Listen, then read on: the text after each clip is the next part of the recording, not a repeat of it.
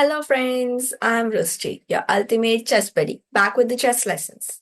So, today is 9th March, birthday of one of the greatest players of all time, Bobby Fischer. And today we are going to celebrate it with the game of Bobby Fischer, which is also known as Game of the Century. At that time, Fischer was only 13 years old and he won this against Donald Byrne. So it went with the first move, knight to f3. Fischer developed his knight to f6. White plays pawn to c4. Black plays g6. Development of the second knight to c3. Black plays bishop g7.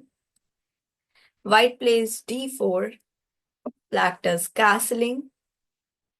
Simple development of bishop to f4. So white has developed 3 pieces, while black has developed 2 minor pieces and done a castling, which is king safety. A d5 center. Queen b3, putting a pressure. So black chose to capture the c4 pawn. White queen also captured with the pawn and c6. Here white plays e4. Black develops second knight to d7. So it is also called nbd7. So as we can see, there are 2 pawns in the center for white. Looks like white is having a good center. But the problem is that white king is in the center. So keeping king in center is not the best thing. Rook d1, knight b6, attacking the queen on c4. White runs away to c5, development of bishop to g4, and white plays bishop to g5. So this is actually supposedly not the best move. Better would have been a simple development of bishop to e2 by white and then planning to do castling. That will be more safe and the correct way to play. Another thing is you're moving your bishop 2 times before your opening is complete or opening development is complete. So bishop g5 is not the best move. So now we will tilt the board and black is Bobby Fischer. So we know. So next what happens is black to play, and black plays a tactical move because white capped the king and center, moved the same piece twice. So now it is time for black to attack. Black plays knight to a4. Knight is simply attacking the queen. It's a tactical move. As you can see, that knight is also looking at the white knight on c3 and the queen on c5. It's a fork to a knight. But yes, knight can capture our knight for free. And if white does that, we also get knight cross e4, the center pawn, with a good bishop development. That's why white here played queen a3, simply saving the queen instead of capturing the knight. Black captured the white knight. As you can see now, white center looks pretty good and very strong. But Bobby Fischer had the plan to sacrifice the exchange here on something e4 or some tactical thing. And in this way, the center will be destroyed and white king will be in the center stuck. So he played knight cross e4, getting the pawn. Bishop cross e7, as you can see, it's a fork, attacking rook and the queen both. And queen b6. Exchange was sacrificed, which white didn't accept. White now thinks that king castling is important. So now white is trying to run away. Black captures knight cross c3, which is attacking the rook. But it looks like a free knight. So can white capture queen cross c3? In fact, queen cross c3 here would have been a good move because after queen cross c3, let's say rook e8, pinning the bishop.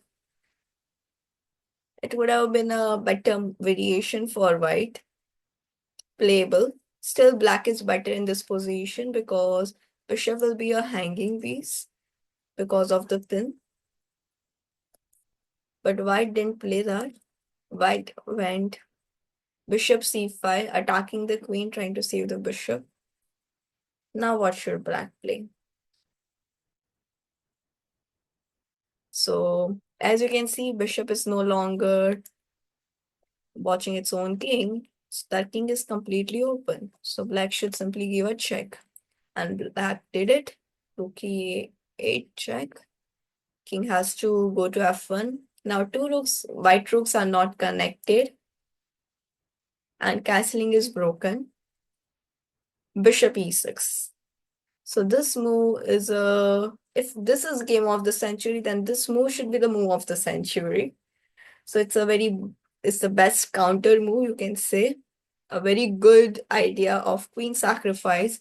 Here, if white captures the queen, we are getting bishop cross c4 and huge minor pieces attack, which is what happened in the game as well. But if white choose not to capture the queen but play something like bishop cross e6, then after queen b5 check, bishop c4, queen cross c4, king only has one square to g1, or they can put the rook in the middle to d3.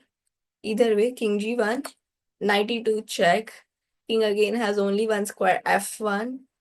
We give knight g3, that is a double check. Again, king only has g1, queen f1 check, and only move for white here is to capture the queen with rook. And what should black play? Any guesses? Knight e2. So comment down below what this checkmate is called. By the way, this didn't happen in the game.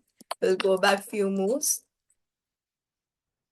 And here white, instead of playing bishop cross e6 and getting the checkmate within 5 moves,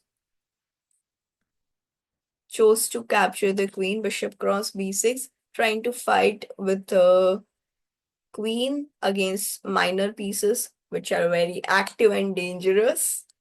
Again, king only has g1, knight check, king moves, capture the pawn, one pawn, king moves, again check, and knight back to c3. Now we are attacking the rook, king g1. And first we capture the bishop, giving a discovered attack to the queen with a rook. So queen has to run away to b5. And Fischer just saved the bishop again while attacking the queen on b4, that is playing rook k4 with the support of knight. So you can see bishop is protecting knight, knight is protecting rook, and rook is attacking the queen.